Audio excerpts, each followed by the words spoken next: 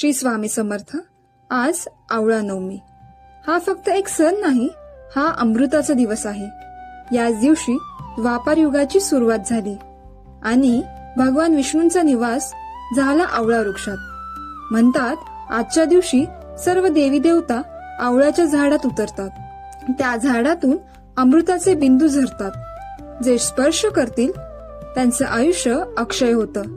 आयुर्वेद सांगतो आवळा म्हणजे धात्री, शरीराचं, मनाचं आणि आत्म्याचं रक्षण करणारी माता. विटॅमिन सी, रक्तशुद्धी, ताजेपणा सगळं यात आहे. आजच्या दिवशी आवळ्याची पूजा करतात. त्या झाडाखाली अन्नदान केलं जातं आणि प्रार्थना केली जाते, माझं आयुष्य या आवळ्यासारखं पवित्र आणि दीर्घ होऊ दे. श्री स्वामी समर्थ. अशा अलौकिक विषयावर जाणून घेण्यासाठी चॅनलला सबस्क्राईब करा, लाईक करा, शेअर करा आणि कमेंट नक्की करा.